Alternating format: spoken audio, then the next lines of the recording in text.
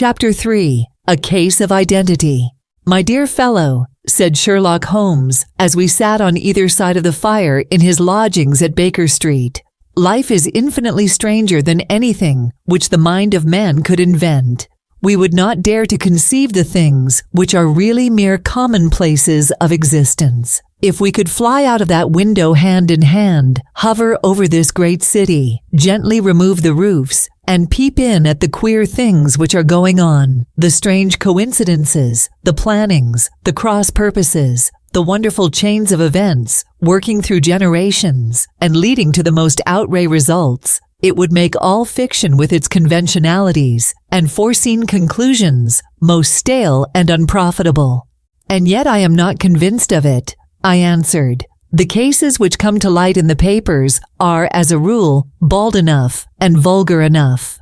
We have in our police reports realism pushed to its extreme limits, and yet the result is, it must be confessed, neither fascinating nor artistic. A certain selection and discretion must be used in producing a realistic effect," remarked Holmes. "This is wanting in the police report, where more stress is laid, perhaps, upon the platitudes of the magistrate than upon the details, which to an observer contain the vital essence of the whole matter. Depend upon it, there is nothing so unnatural as the commonplace." I smiled and shook my head. "I can quite understand your thinking so," I said. "Of course, in your position of unofficial advisor and helper to everybody who is absolutely puzzled, throughout 3 continents, you are brought in contact with all that is strange and bizarre. But here," I picked up the morning paper from the ground, "let us put it to a practical test. Here is the first heading upon which I come.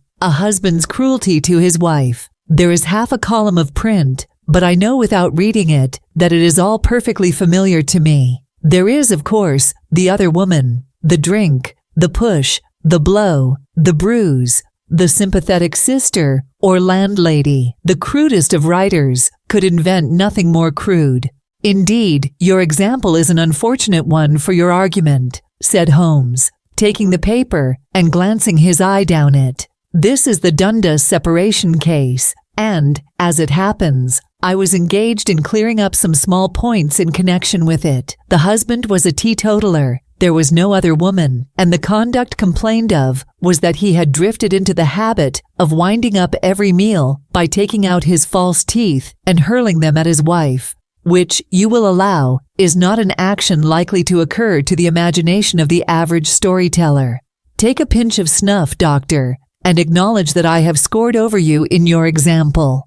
He held out his snuff-box of old gold, with a great amethyst in the center of the lid. Its splendor was in such contrast to his homely ways and simple life that I could not help commenting upon it.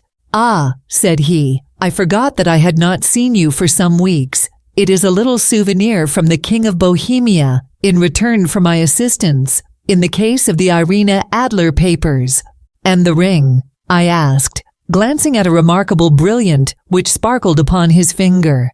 "It was from the reigning family of Holland, though the matter in which I served them was of such delicacy that I cannot confide it even to you, who have been good enough to chronicle 1 or 2 of my little problems."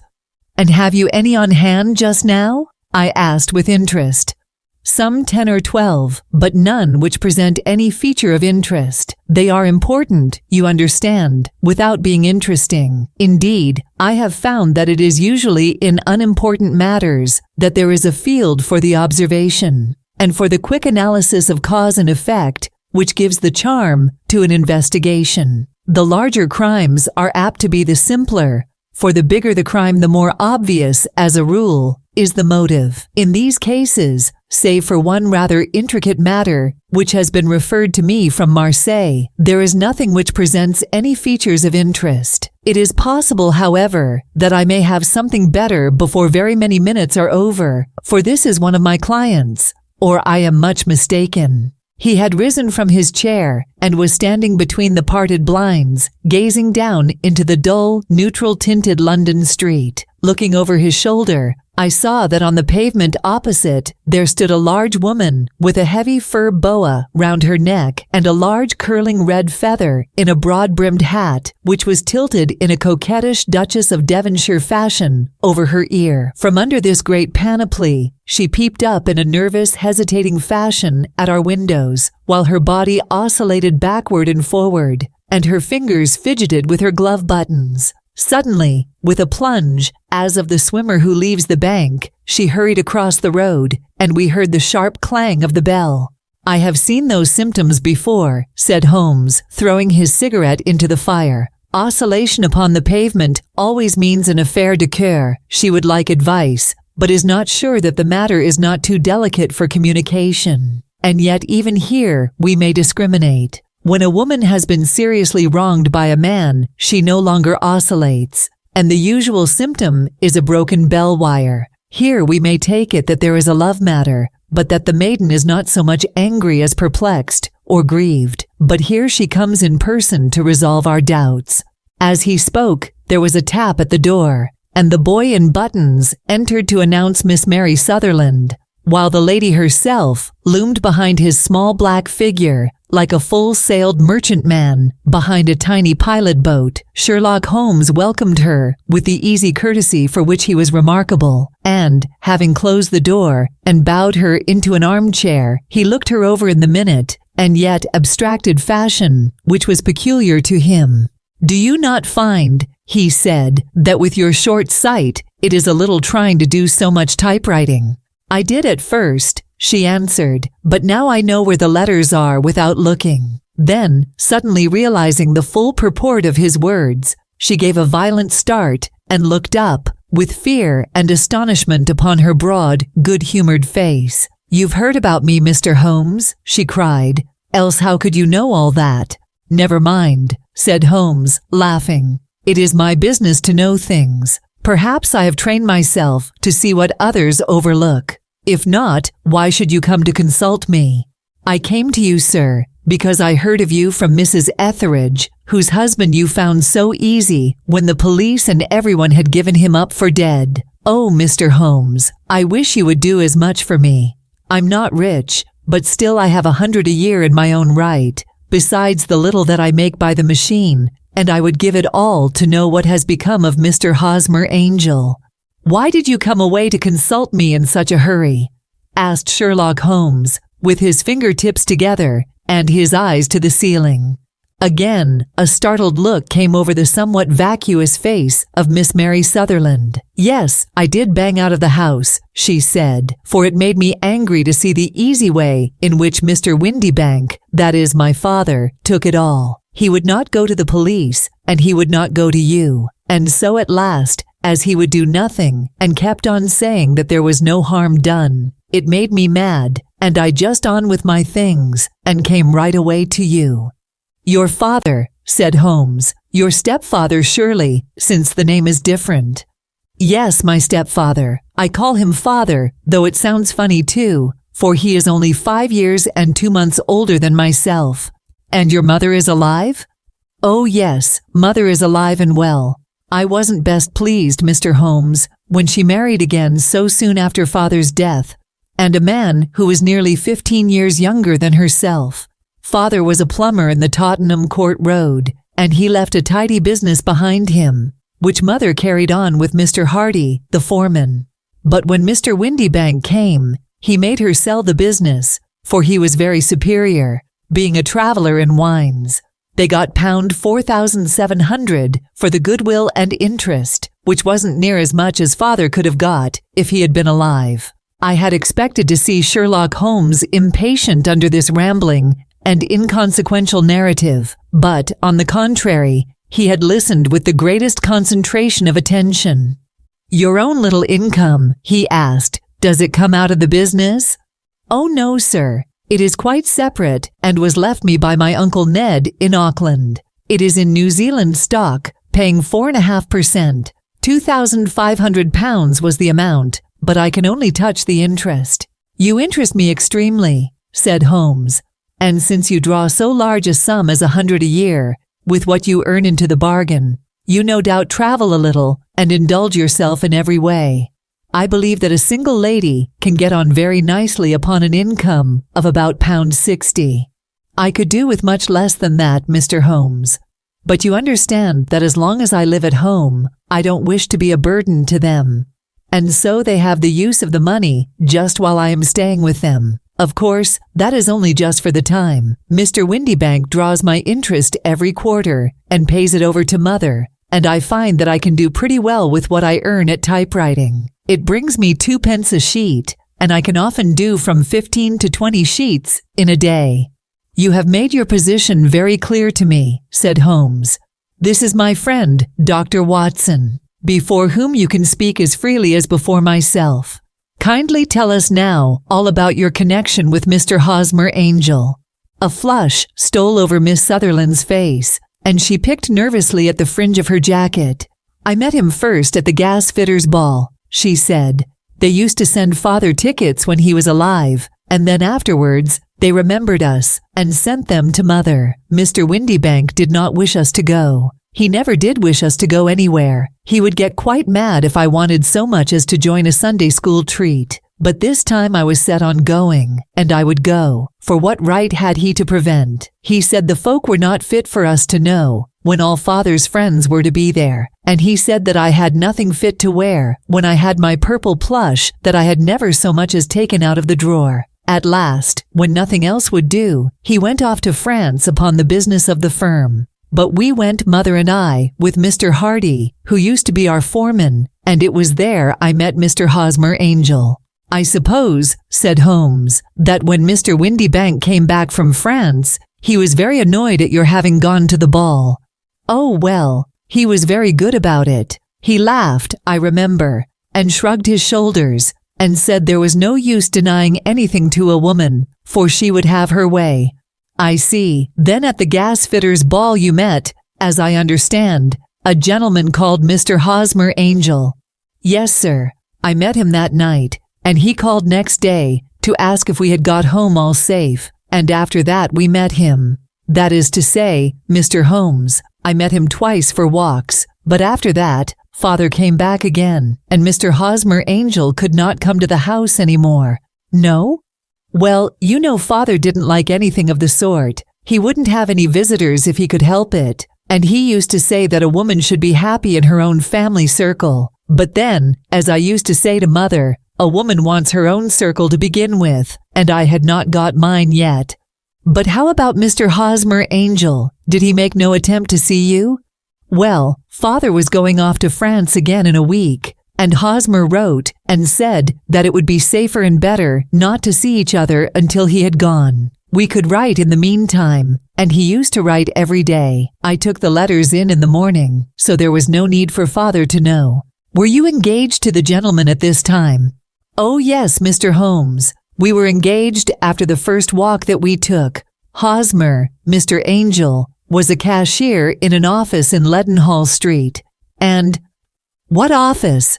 That's the worst of it, Mr. Holmes. I don't know. Where did he live then? He slept on the premises. And you don't know his address? No, except that it was Leadenhall Street. Where did you address your letters then? To the Leadenhall Street post office, to be left till called for. He said that if they were sent to the office, he would be chaffed by all the other clerks about having letters from a lady. So I offered to typewrite them, like he did his, but he wouldn't have that, for he said that when I wrote them, they seemed to come from me, but when they were typewritten, he always felt that the machine had come between us. That will just show you how fond he was of me, Mr. Holmes, and the little things that he would think of. It was most suggestive, said Holmes. It has long been an axiom of mine that the little things are infinitely the most important. Can you remember any other little things about Mr. Hosmer Angel? He was a very shy man, Mr. Holmes. He would rather walk with me in the evening than in the daylight, for he said that he hated to be conspicuous. Very retiring and gentlemanly he was. Even his voice was gentle.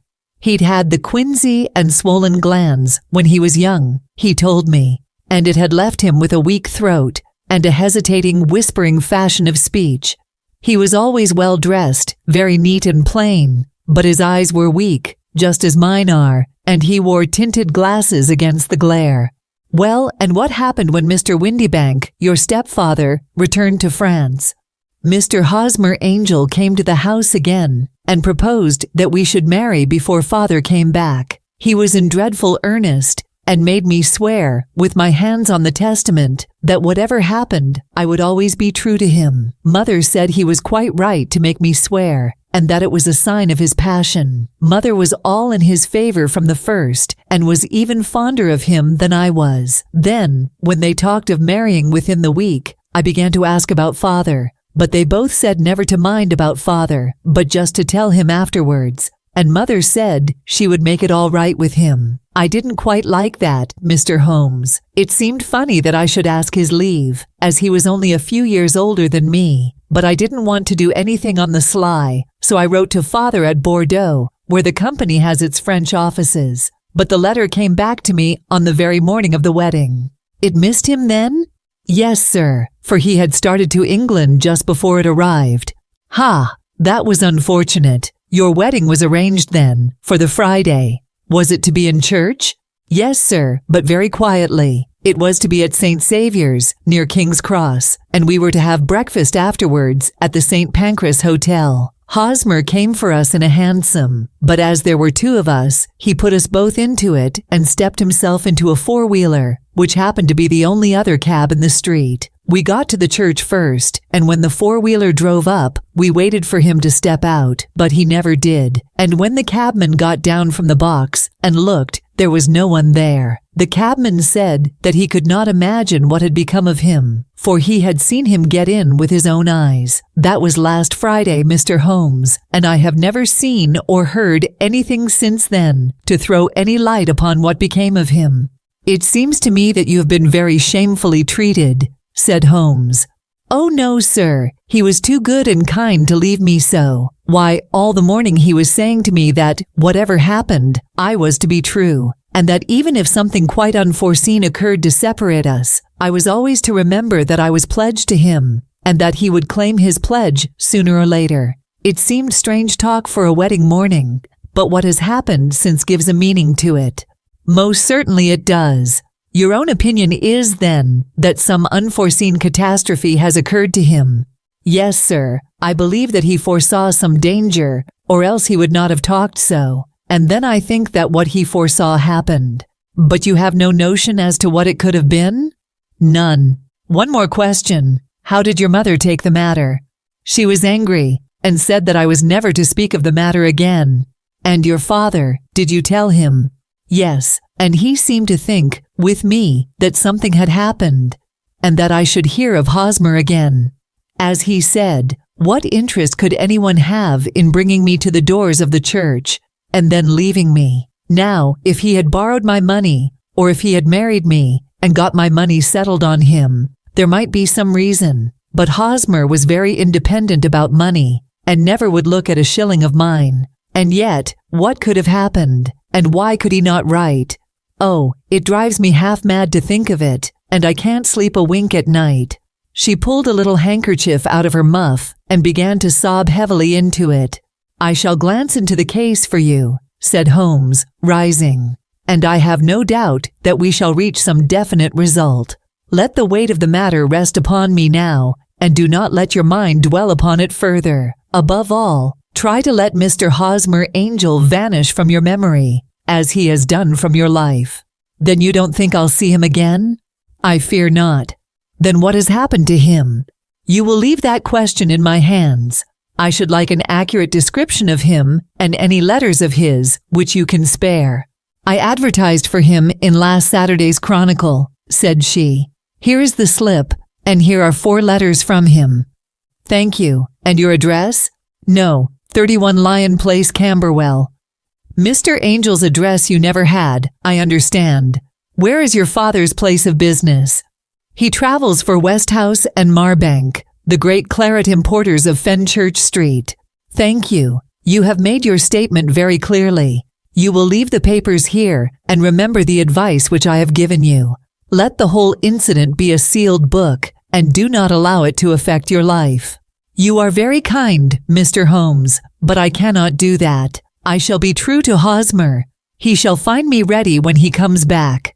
For all the preposterous hat and the vacuous face, there was something noble in the simple faith of our visitor, which compelled our respect. She laid her little bundle of papers upon the table and went her way, with a promise to come again whenever she might be summoned. Sherlock Holmes sat silent for a few minutes, with his fingertips still pressed together, his legs stretched out in front of him, and his gaze directed upward to the ceiling. Then he took down from the rack the old and oily clay pipe, which was to him as a counselor, and, having lit it, he leaned back in his chair, with the thick blue cloud wreaths spinning up from him, and a look of infinite languor in his face. "Quite an interesting study, that maiden," he observed. "I found her more interesting than her little problem, which, by the way, is rather a trite one. You will find parallel cases, if you consult my index, in Andover in '77, and there was something of the sort at The Hague last year. Old as is the idea, however, there were one or two details which were new to me, but the maiden herself was most instructive. You appeared to read a good deal upon her, which was quite invisible to me," I remarked. "Not invisible, but unnoticed, Watson. You did not know where to look, and so you missed all that was important. I can never bring you to realize the importance of sleeves, the suggestiveness of thumbnails, or the great issues that may hang from a bootlace. Now, what did you gather from that woman's appearance? Describe it." "Well, she had a slate-colored, broad-brimmed straw hat, with a feather of a brickish red. Her jacket was black, with black beads sewn upon it, and a fringe of little black jet ornaments. Her dress was brown, rather darker than coffee color, with a little purple plush at the neck and sleeves. Her gloves were grayish and were worn through at the right forefinger. Her boots I didn't observe. She had small round, hanging gold earrings, and a general air of being fairly well-to-do, in a vulgar, comfortable, easy-going way." Sherlock Holmes clapped his hands softly together and chuckled. "'Pon my word, Watson, you are coming along wonderfully. You have really done very well indeed. It is true that you have missed everything of importance, but you have hit upon the method, and you have a quick eye for color. Never trust to general impressions, my boy, but concentrate yourself upon details. My first glance is always at a woman's sleeve. In a man, it is perhaps better first to take the knee of the trouser. As you observe, this woman had plush upon her sleeves, which is a most useful material for showing traces. The double line a little above the wrist, where the typewriter presses against the table, was beautifully defined. The sewing machine of the hand type leaves a similar mark, but only on the left arm, and on the side of it farthest from the thumb, instead of being right across the broadest part, as this was. I then glanced at her face, and, observing the dint of a pince-nez at either side of her nose, I ventured a remark upon short sight and typewriting, which seemed to surprise her. It surprised me, but surely it was obvious. I was then much surprised and interested on glancing down to observe that, though the boots which she was wearing were not unlike each other, they were really odd ones, the one having a slightly decorated toe cap and the other a plain one. One was buttoned only in the 2 lower buttons out of 5, and the other at the 1st, 3rd, and 5th. Now, when you see that a young lady, otherwise neatly dressed, has come away from home with odd boots, half-buttoned, it is no great deduction to say that she came away in a hurry." "And what else?" I asked, keenly interested, as I always was, by my friend's incisive reasoning. I noted in passing that she had written a note before leaving home, but after being fully dressed. You observed that her right glove was torn at the forefinger, but you did not apparently see that both glove and finger were stained with violet ink. She had written in a hurry and dipped her pen too deep. It must have been this morning, or the mark would not remain clear upon the finger. All this is amusing, though rather elementary, but I must go back to business, Watson. Would you mind reading me the advertised description of Mr. Hosmer Angel?" I held the little printed slip to the light. "Missing," it said. "On the morning of the 14th, a gentleman named Hosmer Angel, about 5 to 7 in height, strongly built, sallow complexion, black hair, a little bald in the center, bushy, black side whiskers, and mustache, tinted glasses, slight infirmity of speech, was dressed, when last seen, in black frock coat, faced with silk, black waistcoat, gold Albert chain, and grey Harris tweed trousers, with brown gaiters over elastic-sided boots, known to have been employed in an office in Leadenhall Street. Anybody bringing. And see. That will do, said Holmes. As to the letters, he continued, glancing over them, they are very commonplace, absolutely no clue in them to Mr. Angel, save that he quotes Balzac once. There is one remarkable point, however, which will no doubt strike you. They are typewritten, I remarked. Not only that, but the signature is typewritten. Look at the neat little Hosmer Angel at the bottom. There is a date, you see, but no superscription except Leadenhall Street, which is rather vague. The point about the signature is very suggestive. In fact, we may call it conclusive. Of what? My dear fellow, is it possible you do not see how strongly it bears upon the case? I cannot say that I do unless it were that he wished to be able to deny his signature if an action for breach of promise were instituted. No, that was not the point. However, I shall write 2 letters, which should settle the matter. One is to a firm in the city. The other is to the young lady's stepfather, Mr. Windibank, asking him whether he could meet us here at 6 o'clock tomorrow evening. It is just as well that we should do business with the male relatives. And now, Doctor, we can do nothing until the answers to those letters come, so we may put our little problem upon the shelf for the interim. I had had so many reasons to believe in my friend's subtle powers of reasoning and extraordinary energy in action that I felt that he must have some solid grounds for the assured and easy demeanor with which he treated the singular mystery which he had been called upon to fathom. Once only had I known him to fail, in the case of the King of Bohemia and of the Irina Adler photograph. But when I looked back to the weird business of the sign of 4 and the extraordinary circumstances connected with the study in scarlet, I felt that it would be a strange tangle indeed, which he could not unravel. I left him then, still puffing at his black clay pipe, with the conviction that when I came again on the next evening, I would find that he held in his hands all the clues which would lead up to the identity of the disappearing bridegroom of Miss Mary Sutherland. A professional case of great gravity was engaging my own attention at the time, and the whole of next day I was busy at the bedside of the sufferer. It was not until close upon 6 o'clock that I found myself free and was able to spring into a hansom and drive to Baker Street, half afraid that I might be too late to assist at the denouement of the little mystery. I found Sherlock Holmes alone, however, half asleep, with his long, thin form curled up in the recesses of his armchair. A formidable array of bottles and test tubes, with the pungent, cleanly smell of hydrochloric acid, told me that he had spent his day in the chemical work which was so dear to him. Well, have you solved it? I asked as I entered. Yes, it was the bisulfate of baryta. No, the mystery, I cried. Oh, that! I thought of the salt that I have been working upon. There was never any mystery in the matter, though. As I said yesterday, some of the details are of interest. The only drawback is that there is no law, I fear, that can touch the scoundrel. Who was he then, and what was his object in deserting Miss Sutherland? The question was hardly out of my mouth, and Holmes had not yet opened his lips to reply, when we heard a heavy footfall in the passage and a tap at the door. This is the girl's stepfather, Mr. James Windibank, said Holmes. He has written to me to say that he would be here at 6. Come in.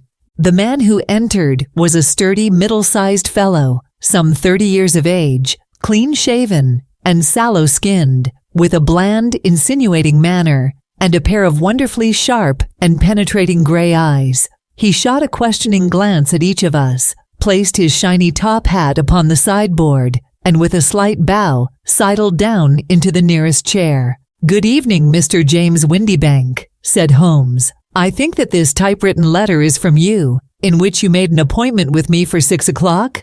Yes, sir. I am afraid that I am a little late, but I am not quite my own master, you know. I am sorry that Miss Sutherland has troubled you about this little matter, for I think it is far better not to wash linen of the sort in public. It was quite against my wishes that she came, but she is a very excitable, impulsive girl, as you may have noticed, and she is not easily controlled when she has made up her mind on a point. Of course, I did not mind you so much, as you are not connected with the official police. But it is not pleasant to have a family misfortune like this noised abroad. Besides, it is a useless expense, for how could you possibly find this Hosmer Angel?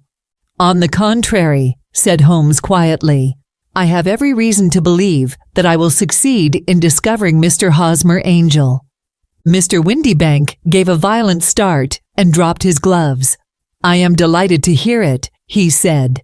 It is a curious thing, remarked Holmes, that a typewriter has really quite as much individuality as a man's handwriting. Unless they are quite new, no two of them write exactly alike. Some letters get more worn than others, and some wear only on one side. Now you remark in this note of yours, Mr. Windibank, that in every case there is some little slurring over of the E, and a slight defect in the tail of the R. There are 14 other characteristics, but those are the more obvious. We do all our correspondence with this machine at the office, and no doubt it is a little worn, our visitor answered, glancing keenly at Holmes with his bright little eyes.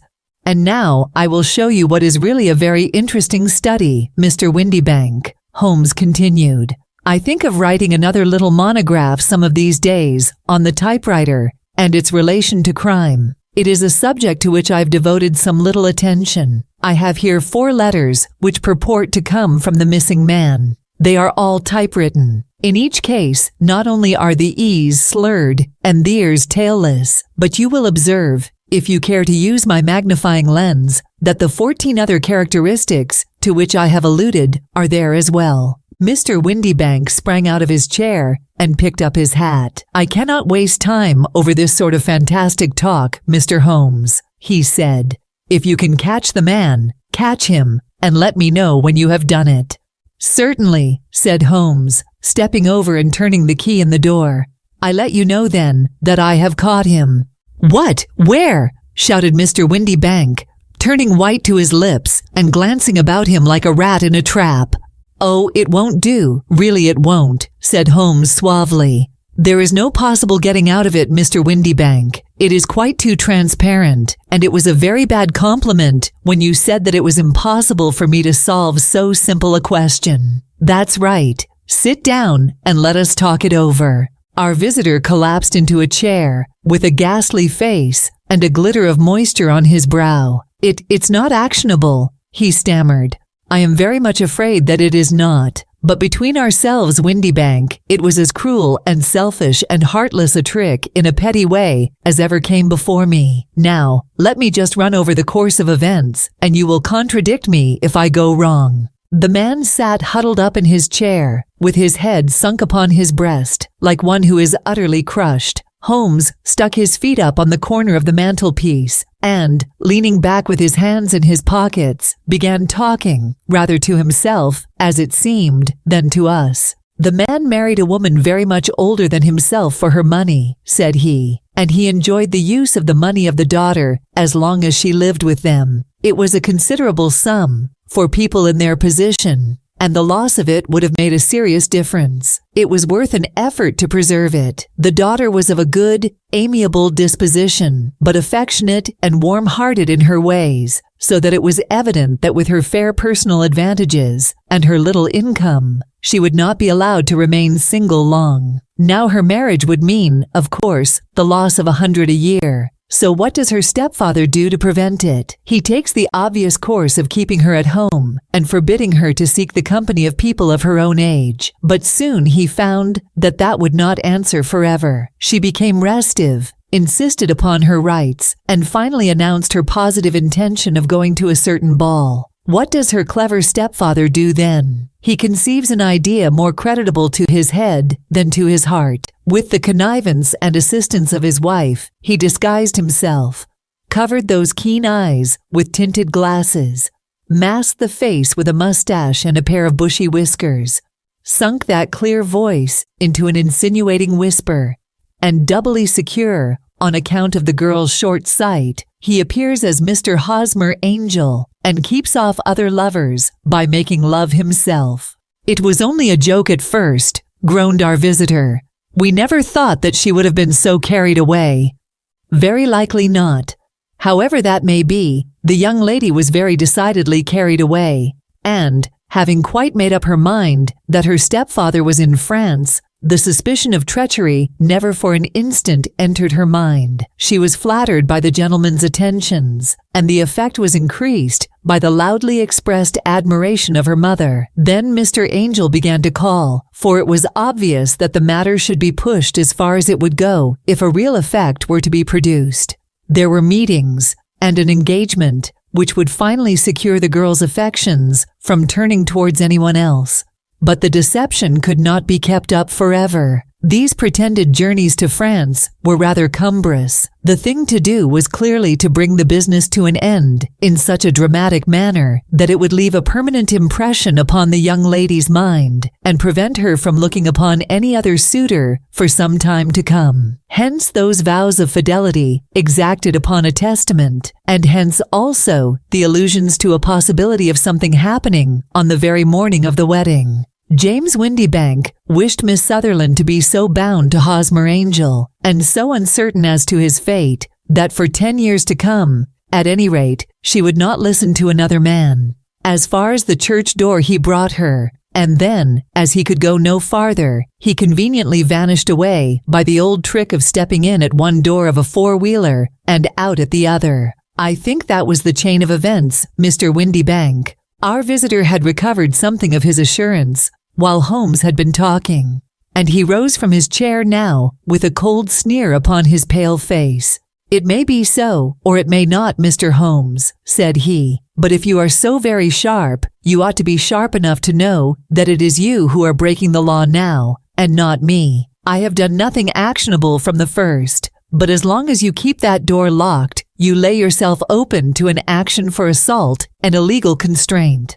The law cannot, as you say, touch you," said Holmes, unlocking and throwing open the door. "Yet there never was a man who deserved punishment more. If the young lady has a brother or a friend, he ought to lay a whip across your shoulders. By Jove," he continued, flushing up at the sight of the bitter sneer upon the man's face, "it is not part of my duties to my client, but here's a hunting crop handy, and I think I shall just treat myself to—" He took 2 swift steps to the whip, but before he could grasp it, there was a wild clatter of steps upon the stairs. The heavy hall door banged, and from the window we could see Mr. James Windibank running at the top of his speed down the road. "There's a cold-blooded scoundrel," said Holmes, laughing, as he threw himself down into his chair once more. "That fellow will rise from crime to crime until he does something very bad and ends on a gallows. The case has, in some respects, been not entirely devoid of interest." "I cannot now entirely see all the steps of your reasoning," I remarked. "Well, of course it was obvious from the first that this Mr. Hosmer Angel must have some strong object for his curious conduct, and it was equally clear that the only man who really profited by the incident, as far as we could see, was the stepfather. Then the fact that the 2 men were never together, but that the one always appeared when the other was away, was suggestive. So were the tinted spectacles and the curious voice, which both hinted at a disguise, as did the bushy whiskers. My suspicions were all confirmed by his peculiar action in typewriting his signature, which of course inferred that his handwriting was so familiar to her that she would recognize even the smallest sample of it. You see, all these isolated facts, together with many minor ones, all pointed in the same direction. "And how did you verify them?" "Having once spotted my man, it was easy to get corroboration. I knew the firm for which this man worked, having taken the printed description. I eliminated everything from it which could be the result of a disguise, the whiskers, the glasses, the voice, and I sent it to the firm, with a request that they would inform me whether it answered to the description of any of their travelers. I had already noticed the peculiarities of the typewriter, and I wrote to the man himself at his business address, asking him if he would come here. As I expected, his reply was typewritten, and revealed the same trivial but characteristic defects. The same post brought me a letter from Westhouse and Marbank of Fenchurch Street to say that the description tallied in every respect with that of their employé, James Windibank. Voilà tout. And Miss Sutherland. If I tell her, she will not believe me. You may remember the old Persian saying, "There is danger for him who taketh the tiger cub, and danger also for whoso snatches a delusion from a woman." There is as much sense in Hafiz as in Horace, and as much knowledge of the world. Chapter 4. The Boscombe Valley Mystery. We were seated at breakfast one morning, my wife and I, when the maid brought in a telegram. It was from Sherlock Holmes, and ran in this way. "Have you a couple of days to spare? Have just been wired for from the west of England in connection with Boscombe Valley tragedy. Shall be glad if you will come with me. Air and scenery perfect.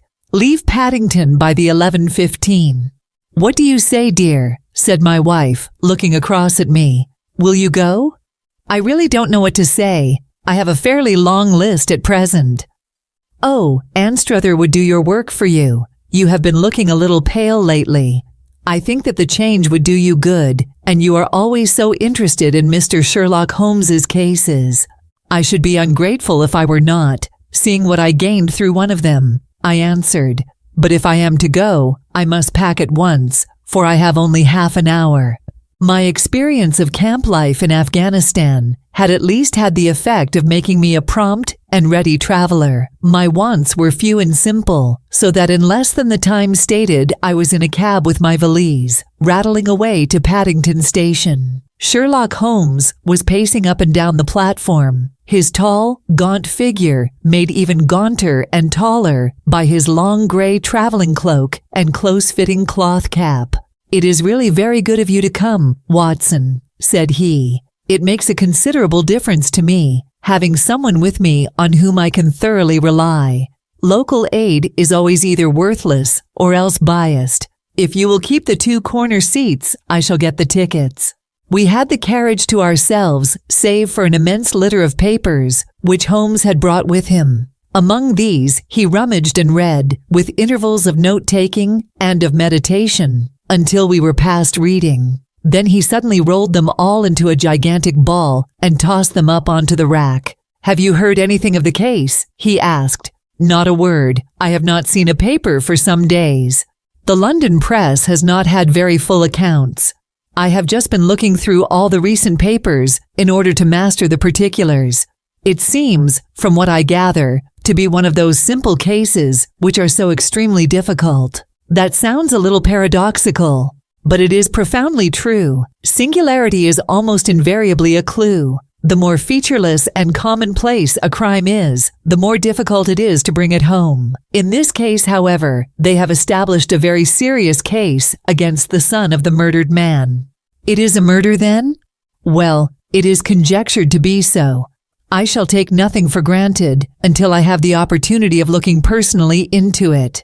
I will explain the state of things to you, as far as I have been able to understand it, in a very few words. Boscombe Valley is a country district not very far from Ross, in Herefordshire. The largest landed proprietor in that part is a Mr. John Turner, who made his money in Australia and returned some years ago to the old country. One of the farms which he held, that of Hatherley, was let to Mr. Charles McCarthy, who is also an ex-Australian. The men had known each other in the colonies, so that it was not unnatural that when they came to settle down, they should do so as near each other as possible. Turner was apparently the richer man, so McCarthy became his tenant, but still remained, it seems, upon terms of perfect equality, as they were frequently together. McCarthy had one son, a lad of 18, and Turner had an only daughter of the same age, but neither of them had wives living. They appear to have avoided the society of the neighboring English families,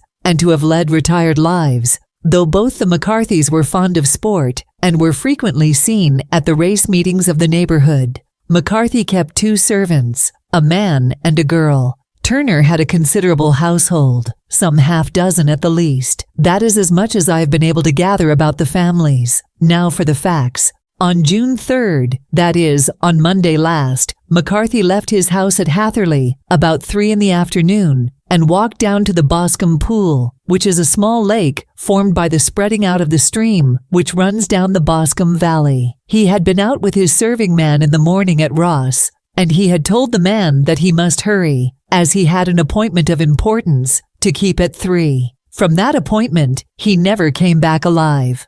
From Hatherley farmhouse to the Boscombe pool is 1/4 mile, and 2 people saw him as he passed over this ground. One was an old woman, whose name is not mentioned, and the other was William Crowder, a gamekeeper in the employ of Mr. Turner. Both these witnesses deposed that Mr. McCarthy was walking alone. The gamekeeper adds that within a few minutes of his seeing Mr. McCarthy pass, he had seen his son, Mr. James McCarthy, going the same way with a gun under his arm. To the best of his belief, the father was actually in sight at the time, and the son was following him. He thought no more of the matter until he heard in the evening of the tragedy that had occurred. The 2 McCarthys were seen after the time when William Crowder, the gamekeeper, lost sight of them. The Boscombe pool is thickly wooded round, with just a fringe of grass and of reeds round the edge. A girl of 14, Patience Moran, who is the daughter of the lodge-keeper of the Boscombe Valley estate,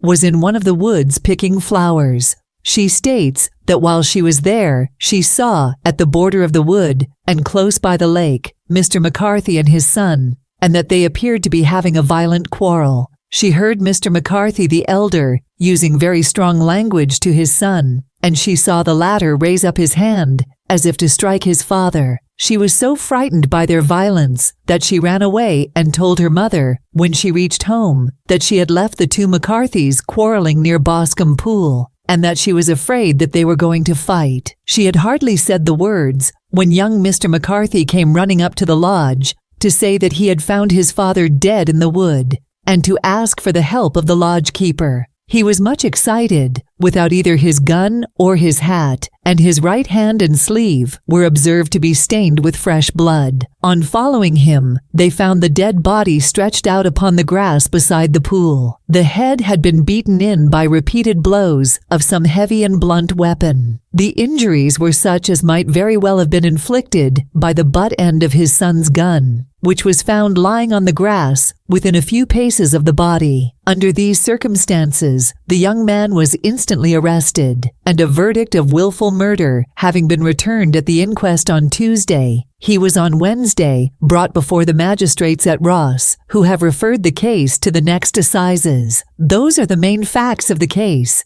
as they came out before the coroner and the police court. I could hardly imagine a more damning case, I remarked. If ever circumstantial evidence pointed to a criminal, it does so here. Circumstantial evidence is a very tricky thing, answered Holmes thoughtfully.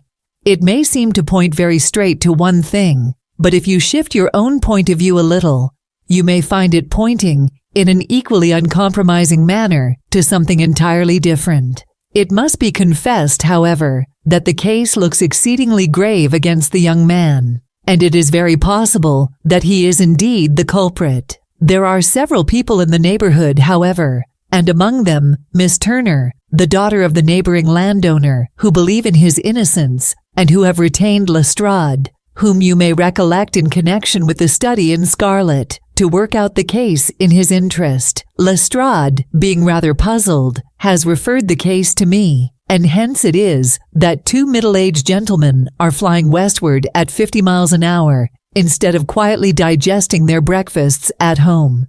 I am afraid, said I, that the facts are so obvious that you will find little credit to be gained out of this case. There is nothing more deceptive than an obvious fact, he answered, laughing. Besides, we may chance to hit upon some other obvious facts, which may have been by no means obvious to Mr. Lestrade. You know me too well to think that I am boasting when I say that I shall either confirm or destroy his theory by means which he is quite incapable of employing, or even of understanding. To take the first example to hand, I very clearly perceive that in your bedroom the window is upon the right-hand side, and yet I question whether Mr. Lestrade would have noted even so self-evident a thing as that. How on earth? My dear fellow, I know you well. I know the military neatness which characterizes you. You shave every morning, and in this season you shave by the sunlight.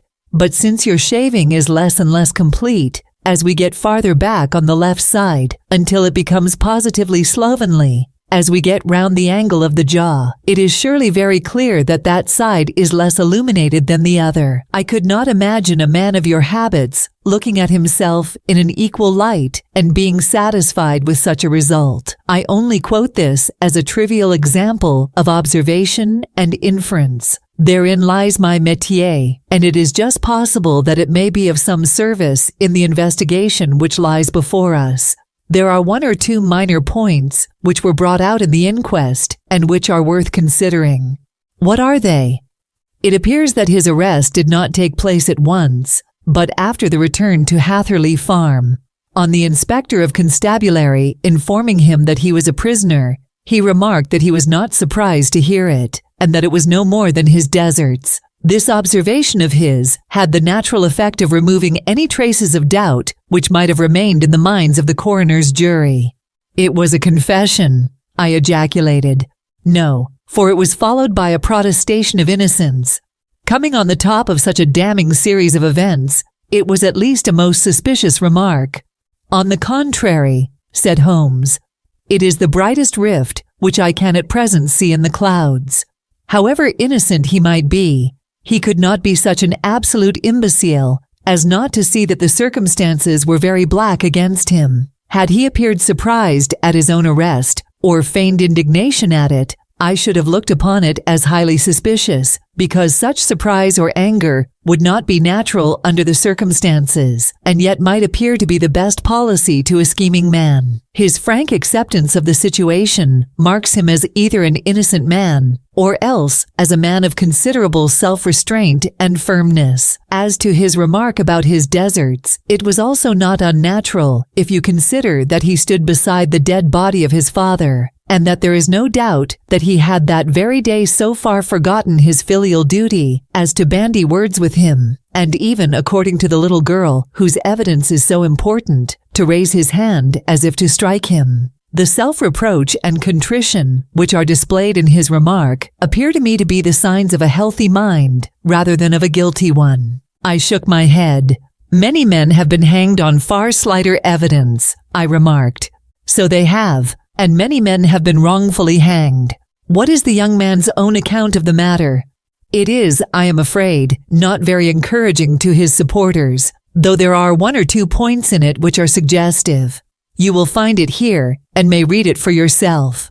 He picked out from his bundle a copy of the local Herefordshire paper, and having turned down the sheet, he pointed out the paragraph in which the unfortunate young man had given his own statement of what had occurred. I settled myself down in the corner of the carriage and read it very carefully. It ran in this way. Mr. James McCarthy, the only son of the deceased, was then called and gave evidence as follows. I had been away from home for 3 days at Bristol and had only just returned upon the morning of last Monday, the 3rd. My father was absent from home at the time of my arrival, and I was informed by the maid that he had driven over to Ross with John Cobb, the groom. Shortly after my return, I heard the wheels of his trap in the yard, and looking out of my window, I saw him get out and walk rapidly out of the yard, though I was not aware in which direction he was going. I then took my gun and strolled out in the direction of the Boscombe pool, with the intention of visiting the rabbit warren, which is upon the other side. On my way, I saw William Crowder, the gamekeeper, as he had stated in his evidence. But he is mistaken in thinking that I was following my father. I had no idea that he was in front of me. When about 100 yards from the pool, I heard a cry of cooee, which was a usual signal between my father and myself. I then hurried forward and found him standing by the pool. He appeared to be much surprised at seeing me and asked me rather roughly what I was doing there. A conversation ensued which led to high words and almost to blows, for my father was a man of a very violent temper. Seeing that his passion was becoming ungovernable, I left him and returned towards Hatherley Farm. I had not gone more than 150 yards, however, when I heard a hideous outcry behind me, which caused me to run back again. I found my father expiring upon the ground, with his head terribly injured. I dropped my gun and held him in my arms, but he almost instantly expired. I knelt beside him for some minutes, and then made my way to Mr. Turner's lodge-keeper, his house being the nearest, to ask for assistance. I saw no one near my father when I returned, and I have no idea how he came by his injuries. He was not a popular man, being somewhat cold and forbidding in his manners, but he had, as far as I know, no active enemies. I know nothing further of the matter. The coroner: did your father make any statement to you before he died? Witness: he mumbled a few words, but I could only catch some allusion to a rat. The coroner: what did you understand by that? Witness: it conveyed no meaning to me. I thought that he was delirious. The coroner: what was the point upon which you and your father had this final quarrel? Witness: I should prefer not to answer. The coroner: I am afraid that I must press it.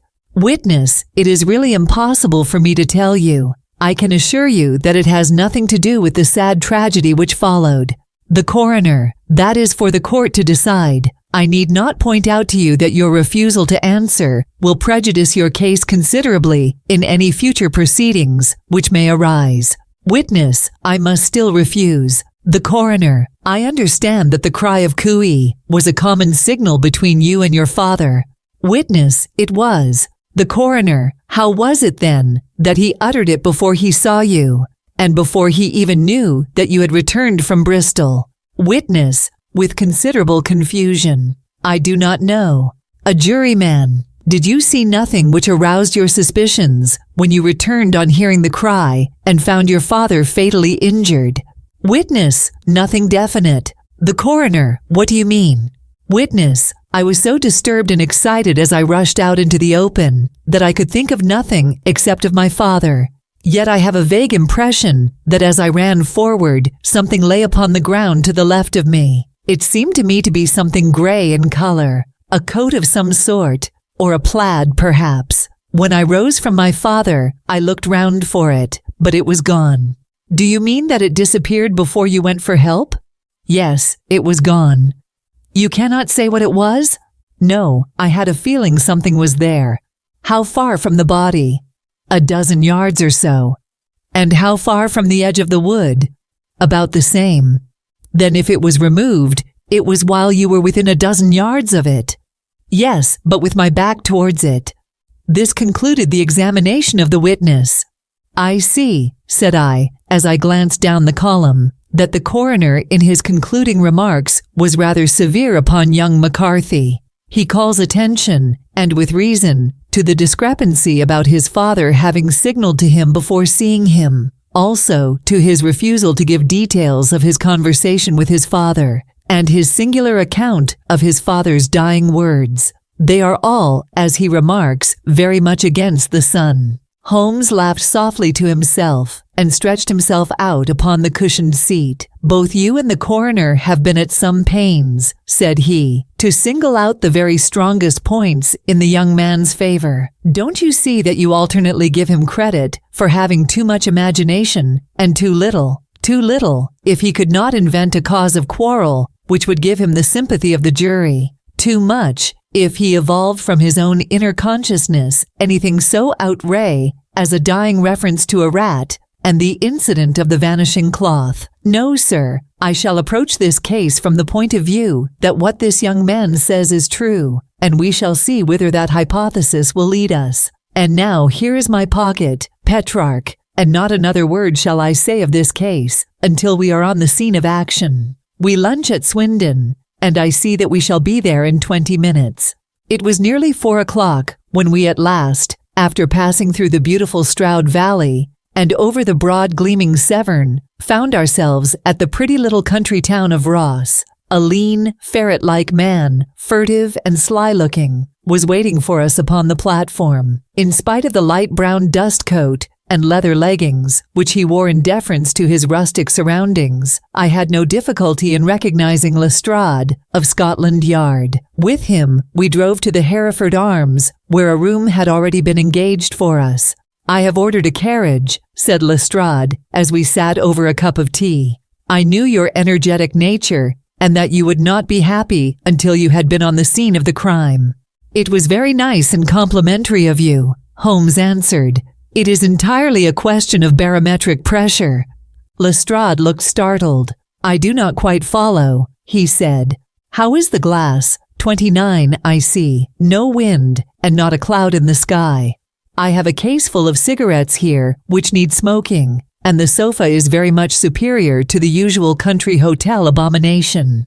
I do not think that it is probable that I shall use the carriage tonight." Lestrade laughed indulgently. "You have, no doubt, already formed your conclusions from the newspapers," he said. "The case is as plain as a pikestaff, and the more one goes into it, the plainer it becomes. Still, of course, one can't refuse a lady, and such a very positive one too. She has heard of you, and would have your opinion, though I repeatedly told her that there was nothing which you could do which I had not already done. Why, bless my soul, here is her carriage at the door." He had hardly spoken before there rushed into the room one of the most lovely young women that I've ever seen in my life. Her violet eyes shining, her lips parted, a pink flush upon her cheeks, all thought of her natural reserve, lost in her overpowering excitement and concern. "Oh, Mr. Sherlock Holmes," she cried, glancing from one to the other of us, and finally, with a woman's quick intuition, fastening upon my companion. "I am so glad that you have come. I have driven down to tell you so. I know that James didn't do it. I know it, and I want you to start upon your work knowing it too.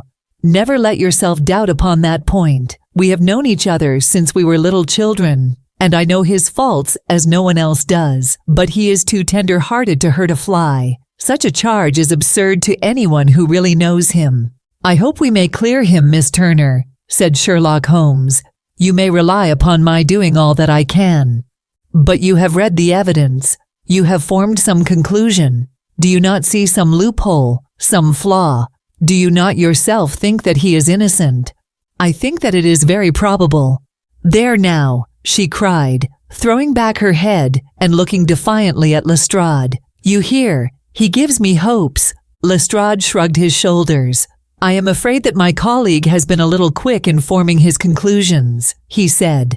"But he is right. Oh, I know that he is right. James never did it. And about his quarrel with his father, I am sure that the reason why he would not speak about it to the coroner was because I was concerned in it." "In what way?" asked Holmes. "It is no time for me to hide anything. James and his father had many disagreements about me. Mr. McCarthy was very anxious that there should be a marriage between us. James and I have always loved each other as brother and sister, but of course he is young and has seen very little of life yet, and, well, he naturally did not wish to do anything like that yet. So there were quarrels, and this, I am sure, was one of them." "And your father?" asked Holmes. "Was he in favor of such a union?" "No, he was averse to it also. No one but Mr. McCarthy was in favor of it." A quick blush passed over her fresh young face as Holmes shot one of his keen, questioning glances at her. "Thank you for this information," said he. "May I see your father if I call tomorrow?" "I'm afraid the doctor won't allow it." "The doctor?" "Yes, have you not heard? Poor father has never been strong for years back, but this has broken him down completely. He has taken to his bed, and Dr. Willows says that he is a wreck and that his nervous system is shattered. Mr. McCarthy was the only man alive who had known Dad in the old days in Victoria." "Ha, in Victoria! That is important." "Yes, at the mines." "Quite so, at the gold mines, where, as I understand, Mr. Turner made his money." "Yes, certainly." "Thank you, Miss Turner. You have been of material assistance to me. You will tell me if you have any news tomorrow. No doubt you will go to the prison to see James. Oh, if you do, Mr. Holmes, do tell him that I know him to be innocent." "I will, Miss Turner. I must go home now, for Dad is very ill, and he misses me so if I leave him. Goodbye, and God help you in your undertaking."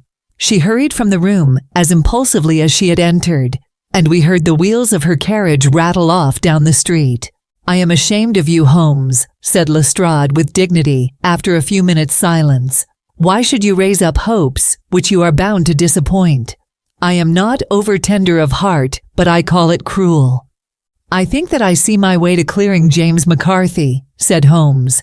"Have you an order to see him in prison?" "Yes, but only for you and me." "Then I shall reconsider my resolution about going out. We have still time to take a train to Hereford and see him tonight." "Ample." "Then let us do so. Watson, I fear that you will find it very slow, but I shall only be away a couple of hours." I walked down to the station with them, and then wandered through the streets of the little town, finally returning to the hotel, where I lay upon the sofa and tried to interest myself in a yellow-backed novel. The puny plot of the story was so thin, however, when compared to the deep mystery through which we were groping, and I found my attention wander so continually from the action to the fact that I at last flung it across the room and gave myself up entirely to a consideration of the events of the day. Supposing that this unhappy young man's story were absolutely true, then what hellish thing, what absolutely unforeseen and extraordinary calamity could have occurred between the time when he parted from his father and the moment when, drawn back by his screams, he rushed into the glade? It was something terrible and deadly. What could it be? Might not the nature of the injuries reveal something to my medical instincts? I rang the bell and called for the weekly county paper, which contained a verbatim account of the inquest. In the surgeon's deposition, it was stated that the posterior third of the left parietal bone and the left half of the occipital bone had been shattered by a heavy blow from a blunt weapon. I marked the spot upon my own head. Clearly, such a blow must have been struck from behind. That was to some extent in favor of the accused, as when seen quarreling, he was face to face with his father. Still, it did not go for very much, for the older man might have turned his back before the blow fell. Still, it might be worthwhile to call Holmes's attention to it. Then there was the peculiar dying reference to a rat. What could that mean? It could not be delirium. A man dying from a sudden blow does not commonly become delirious. No, it was more likely to be an attempt to explain how he met his fate. But what could it indicate? I cudgeled my brains to find some possible explanation. And then the incident of the gray cloth seen by young McCarthy. If that were true, the murderer must have dropped some part of his dress, presumably his overcoat, in his flight, and must have had the hardihood to return and to carry it away at the instant when the son was kneeling with his back turned not a dozen paces off. What a tissue of mysteries and improbabilities the whole thing was. I did not wonder at Lestrade's opinion.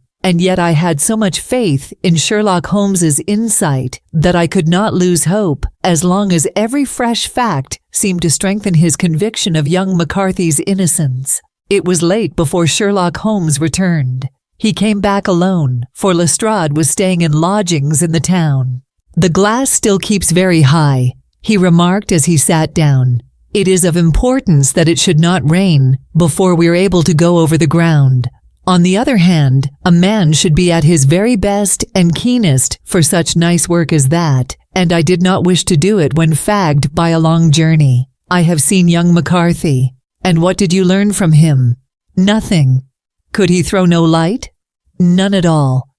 I was inclined to think at one time that he knew who had done it and was screening him or her, but I am convinced now that he is as puzzled as everyone else. He is not a very quick-witted youth, though comely to look at, and, I should think, sound at heart. "I cannot admire his taste," I remarked, "if it is indeed a fact that he was averse to a marriage with so charming a young lady as this Miss Turner.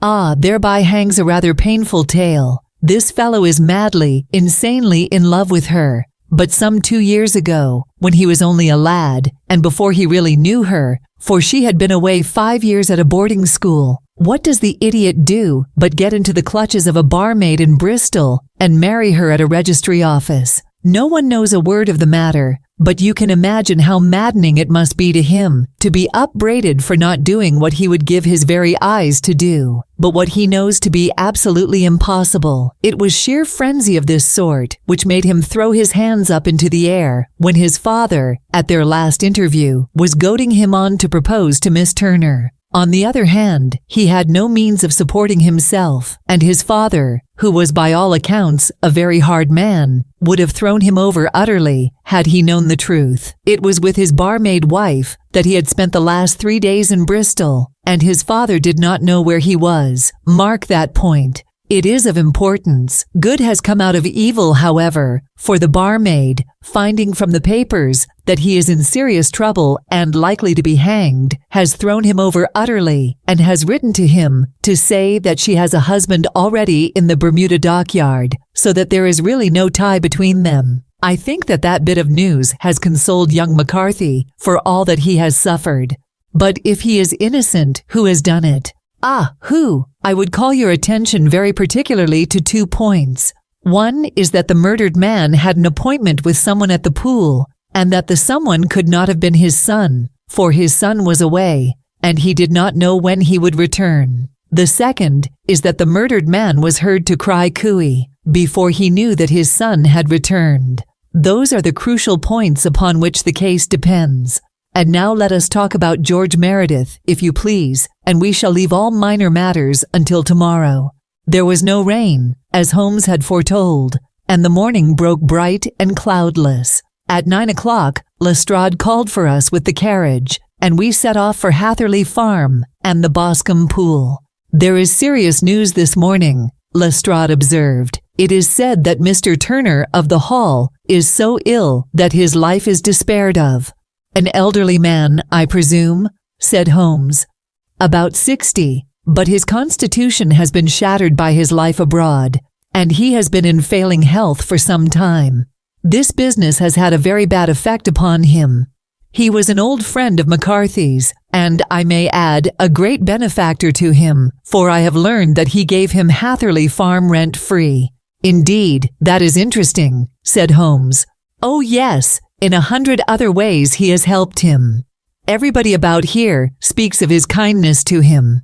Really, does it not strike you as a little singular that this McCarthy, who appears to have had little of his own, and to have been under such obligations to Turner, should still talk of marrying his son to Turner's daughter, who is, presumably, heiress to the estate, and that in such a very cocksure manner, as if it were merely a case of a proposal, and all else would follow? It is the more strange, since we know that Turner himself was averse to the idea. The daughter told us as much. Do you not deduce something from that? We have got to the deductions and the inferences, said Lestrade, winking at me. I find it hard enough to tackle facts, Holmes, without flying away after theories and fancies. You are right, said Holmes demurely. You do find it very hard to tackle the facts. Anyhow, I have grasped one fact which you seem to find it difficult to get hold of, replied Lestrade with some warmth, and that is that McCarthy Sr. met his death from McCarthy Jr., and that all theories to the contrary are the merest moonshine. Well, moonshine is a brighter thing than fog, said Holmes, laughing. But I am very much mistaken if this is not Hatherley Farm upon the left. Yes, that is it. It was a widespread, comfortable-looking building, 2-storied, slate-roofed, with great yellow blotches of lichen upon the gray walls. The drawn blinds and the smokeless chimneys, however, gave it a stricken look, as though the weight of this horror still lay heavy upon it. We called at the door, when the maid, at Holmes's request, showed us the boots which her master wore at the time of his death, and also a pair of the son's, though not the pair which he had then had. Having measured these very carefully from 7 or 8 different points, Holmes desired to be led to the courtyard, from which we all followed the winding track which led to Boscombe Pool. Sherlock Holmes was transformed when he was hot upon such a scent as this. Men who had only known the quiet thinker and logician of Baker Street would have failed to recognize him. His face flushed and darkened. His brows were drawn into 2 hard black lines, while his eyes shone out from beneath them with a steely glitter. His face was bent downward, his shoulders bowed, his lips compressed, and the veins stood out like whipcord in his long, sinewy neck. His nostrils seemed to dilate with a purely animal lust for the chase, and his mind was so absolutely concentrated upon the matter before him that a question or remark fell unheeded upon his ears, or, at the most, only provoked a quick, impatient snarl in reply. Swiftly and silently, he made his way along the track which ran through the meadows, and so by way of the woods to the Boscombe pool. It was damp, marshy ground, as is all that district, and there were marks of many feet, both upon the path and amid the short grass which bounded it on either side. Sometimes Holmes would hurry on, sometimes stop dead, and once he made quite a little detour into the meadow. Lestrade and I walked behind him, the detective indifferent and contemptuous, while I watched my friend with the interest which sprang from the conviction that every one of his actions was directed towards a definite end. The Boscombe pool, which is a little reed-girt sheet of water some 50 yards across, is situated at the boundary between the Hatherley farm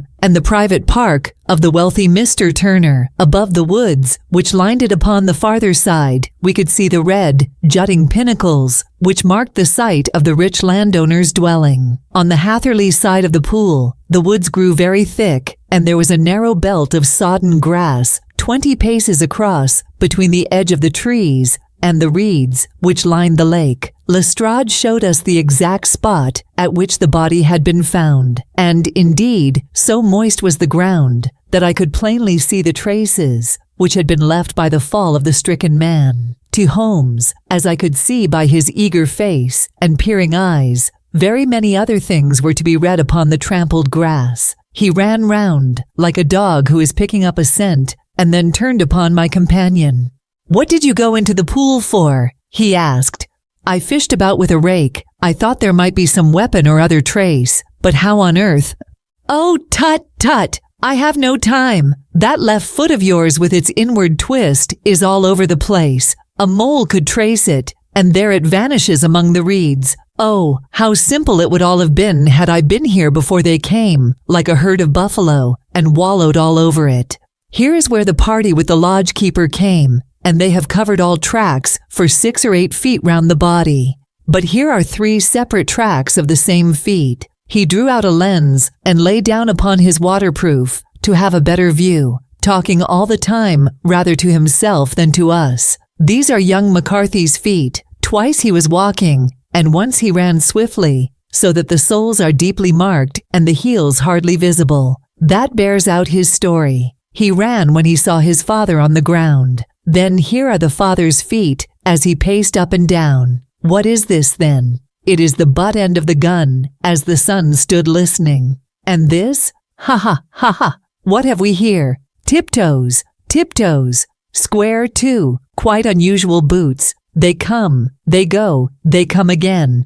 Of course that was for the cloak. Now where did they come from?" He ran up and down, sometimes losing, sometimes finding the track, until we were well within the edge of the wood and under the shadow of a great beech, the largest tree in the neighborhood. Holmes traced his way to the farther side of this and lay down once more upon his face with a little cry of satisfaction.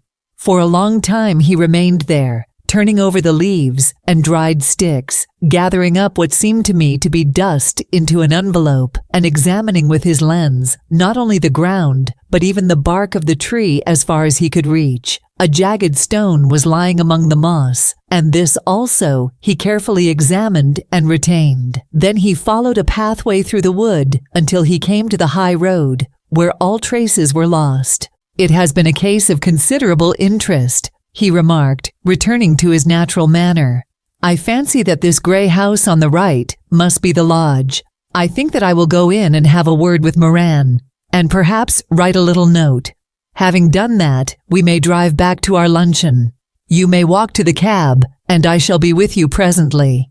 It was about 10 minutes before we regained our cab and drove back into Ross, Holmes still carrying with him the stone, which he had picked up in the wood. "This may interest you, Lestrade," he remarked, holding it out. "The murder was done with it. I see no marks." "There are none." "How do you know, then?"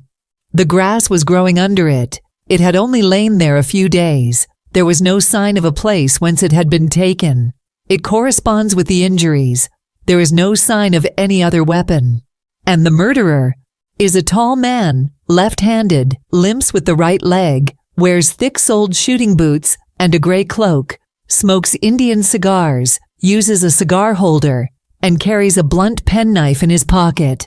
There are several other indications, but these may be enough to aid us in our search." Lestrade laughed. "I am afraid that I am still a skeptic," he said. "Theories are all very well, but we have to deal with a hard-headed British jury." "Nous verrons," answered Holmes calmly. "You work your own method, and I shall work mine. I shall be busy this afternoon, and shall probably return to London by the evening train." "And leave your case unfinished?" "No, finished. But the mystery? It is solved." "Who was the criminal, then?" "The gentleman I describe." "But who is he?" "Surely it would not be difficult to find out. This is not such a populous neighborhood."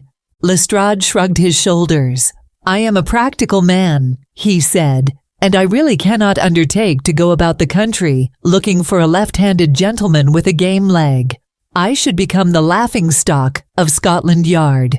"All right," said Holmes quietly. "I have given you the chance. Here are your lodgings. Goodbye. I shall drop you a line before I leave." Having left Lestrade at his rooms, we drove to our hotel, where we found lunch upon the table. Holmes was silent and buried in thought, with a pained expression upon his face, as one who finds himself in a perplexing position. "Look here, Watson," he said when the cloth was cleared.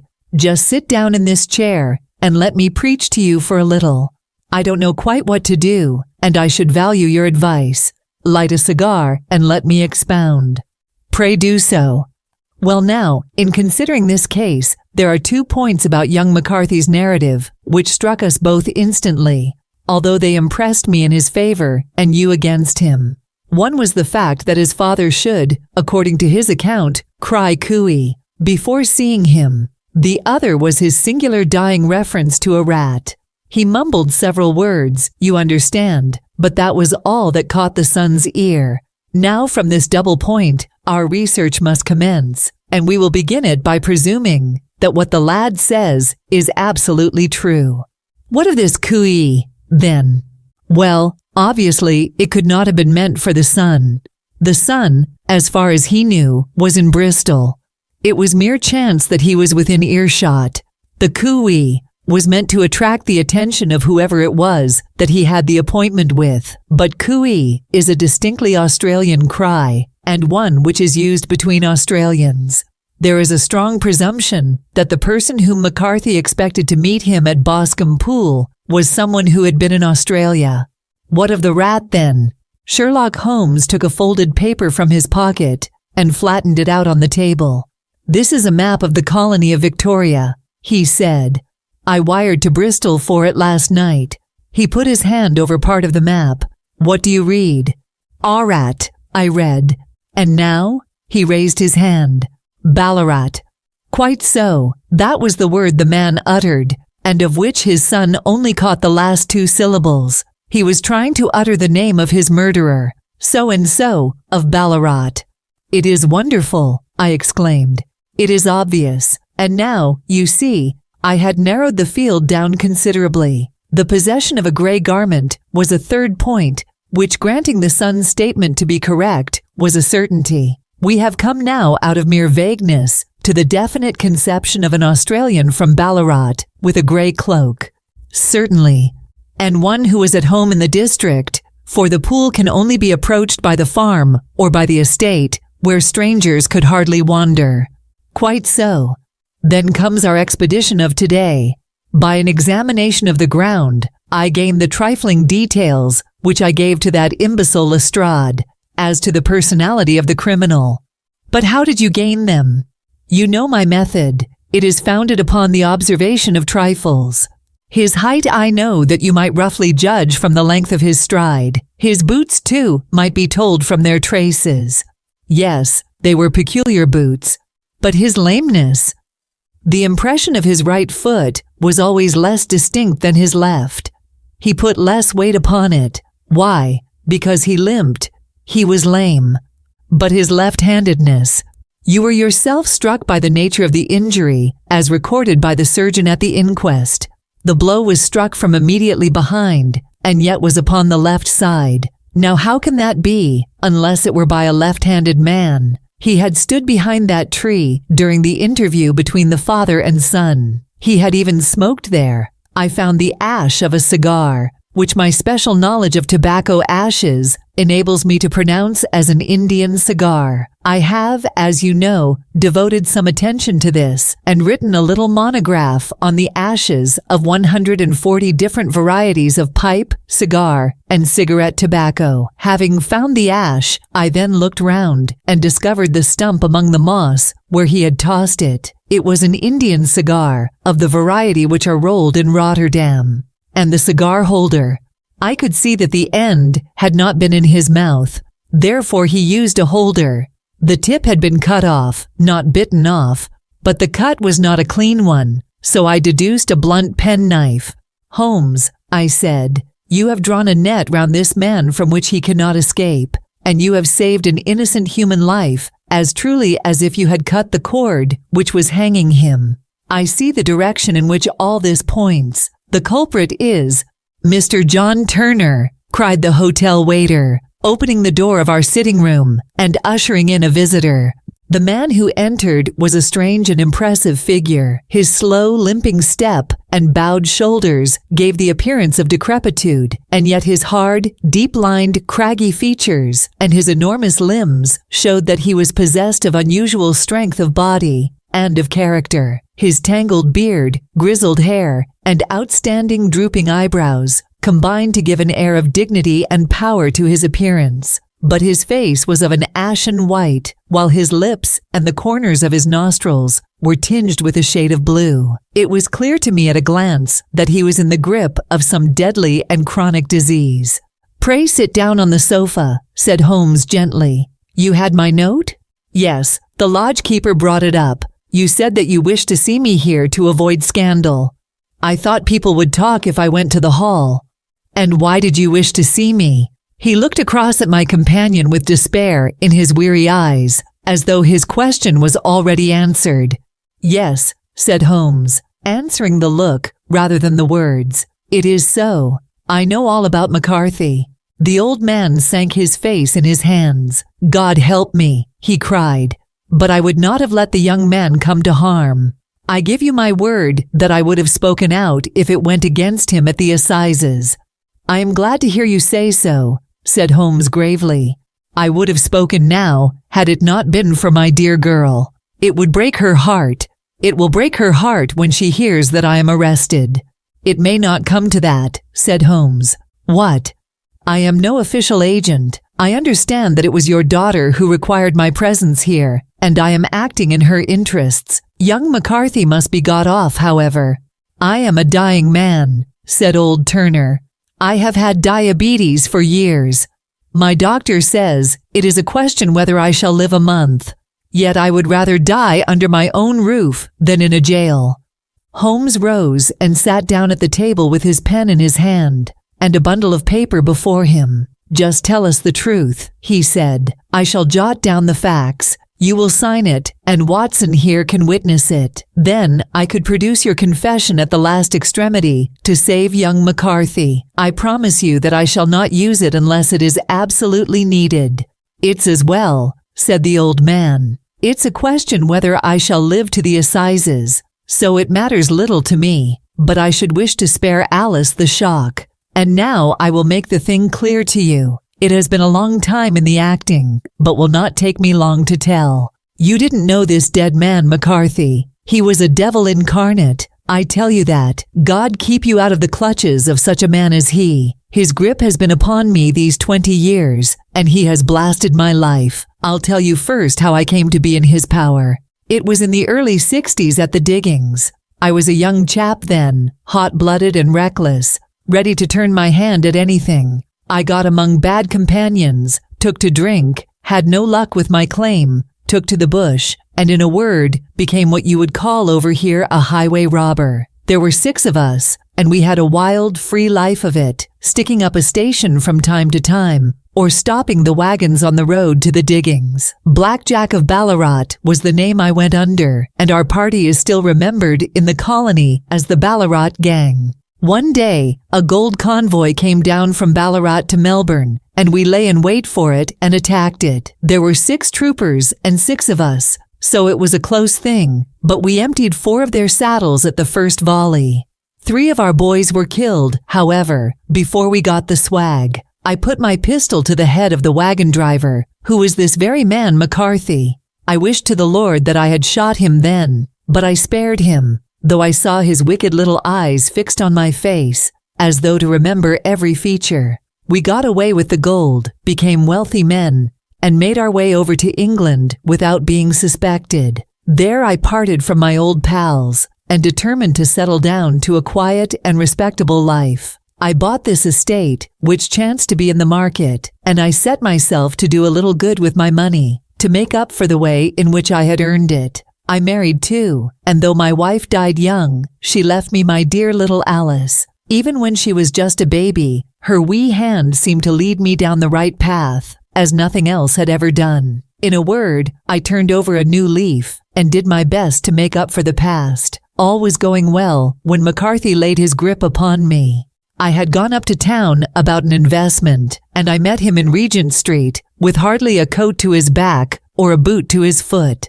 "Here we are, Jack," says he, touching me on the arm. "We'll be as good as a family to you. There's 2 of us, me and my son, and you can have the keeping of us. If you don't, it's a fine, law-abiding country as England, and there's always a policeman within hail." Well, down they came to the West Country. There was no shaking them off, and there they have lived rent-free on my best land ever since. There was no rest for me, no peace, no forgetfulness. Turn where I would, there was his cunning, grinning face at my elbow. It grew worse as Alice grew up, for he soon saw I was more afraid of her knowing my past than of the police. Whatever he wanted he must have, and whatever it was I gave him without question: land, money, houses, until at last he asked a thing which I could not give. He asked for Alice. His son, you see, had grown up, and so had my girl, and as I was known to be in weak health, it seemed a fine stroke to him that his lad should step into the whole property. But there I was firm. I would not have his cursed stock mixed with mine. Not that I had any dislike to the lad, but his blood was in him, and that was enough. I stood firm. McCarthy threatened. I braved him to do his worst.